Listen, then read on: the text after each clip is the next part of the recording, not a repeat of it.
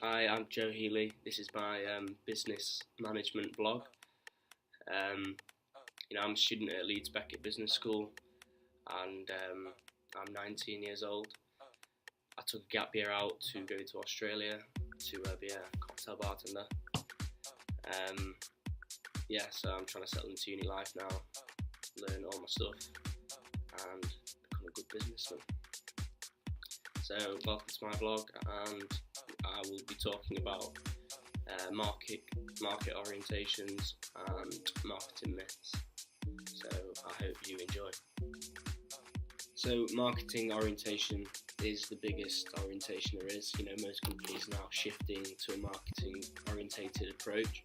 This is because recently there's a lot of competition in markets, especially retail, clothing, stuff like that. You've got loads of designer places, and so businesses feel the need to focus on the customers' needs in order to attract them to their stores.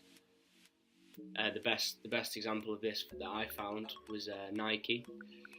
They came up with a strategy called Nike ID, which was an online store that they could use for customers to come and customise their own products to their own needs, and they would sell them directly to them. They called this the direct-to-customer approach, and this allowed Nike to benefit because they got all the profits from it. Normally they sell them to retail stores for a certain price, which would not be the same price that the store would sell them for, whereas with this approach they could sell them for the full price and therefore take all the profit. I did some research on this, and 22% of their overall sales as a company is down to Nike ID, which is huge considering how big Nike is as a company.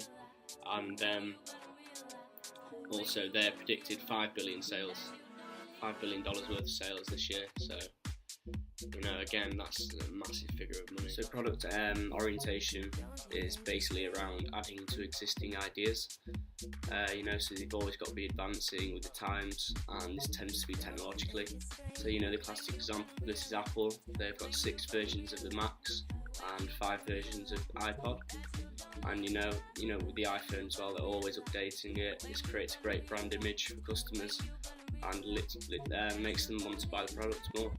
And you can see this for the sales that they get each year. It's massive figures, and most people have an iPhone, check down to their brand image, and that is based around the product orientation side, as they're always innovating their products, which makes people want to buy it. So production orientation is essentially high volume, low margins and low innovation. An example that I use a lot of is tomato ketchup. That's something that I always get from a regular shop, and many others do it as well. It's almost needs for some people. So basically they just try and make as many as they can and just sell them on.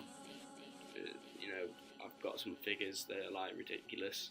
They sell 650 million bottles of ketchup a year, and they sell 1.5 million baked beans every day. So it just shows you the figures there. It doesn't need to be innovative. People like it the way it is, and there's no need to change. And then finally, you've got sales orientation. This is basically you sell what you produce. So you've got a big classic example is McDonald's. You don't have to be the first or the best. There's massive arguments over what's best. McDonald's, Burger King, or whatever. But yeah, they normally try and compete with each other, take market share off each other. And yeah, so that's basically what it is, just literally sell what you produce. Myth is a satisfied customer is a loyal customer. This depends on the way you look at it, really. I found those 2 key aspects to this. One is if you're a loyal person or not, and 2, it depends on the product that you're buying. If you're buying an expensive product and you like it a lot, for example, expensive jewellery, you're more likely to go back to that same store if you wanted more in the future. But whereas if you're buying a convenience product such as a food or something like that, and it's really nice, chances are not as likely to go back to that same specific place, as so many food stores out there, and it depends what tickles your fancy, really. So you know, it depends on the way you look at it really in general, but I think if you're buying an expensive product and you really enjoy the service and the product, you're more likely to go back to that store. But whereas if it's a cheaper one, it's not so much the same. So the second marketing myth I've got is a strong brand is invincible. You know, this is not true at all, because any brand can fall from the slightest thing. The bigger you are, the harder you fall. It's life. Like, you can see it from VW. They've had a scandal come out about their emissions, and they've effectively lied to all their customers on their figures and hope to get away with it. This is not the case. You know, people have been sent to jail now, and you know it'll have a massive effect globally on the brand, and people will remember it for a long time. And you know, there's only one effect with this, so this will affect sales really. You know, if a customer can't trust the brand itself, then there's no chance they're going to buy any products from you. So, you know, strong brand is invincible. And third and final one is a big name brand can sustain a higher price. Again, it's true to an extent, depending on how popular the product is in general. So again, I want to relate to Apple. You know, the iPhones, they're always high demand. You know, the brand image there is really positive. People always want an iPhone. Everyone's got an iPhone, so it's just like a social norm really. But then again, when you look at the Apple Watches that have just come out, you know, the iPhones themselves are high priced, and the Apple Watches aren't far off really, if not higher. So I looked at figures at this, and they predicted they'd sell about 5 million in the first quarter. Analysts have found that they've only done 2.5. This could be down to the price of the product, and customers are saying it's too high. Several reviews, blogs on the internet saying that this is true. But you know, it depends which way you look at it. Again, it's a really like ambiguous question really.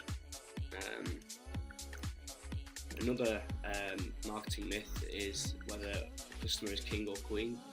Now again, this would revolve around what philosophy the company has. So if it was a marketing orientated business, then it was more likely that it would be the king or the queen, because that would be the heart of all the decision making process. And you know, the business always looks to provide for their needs, and they are the main part of what keeps the business going. Whereas if it was like, say, a production orientated business such as like Heinz, I mean, it wouldn't matter as much, because you know, they literally just make as many as they can.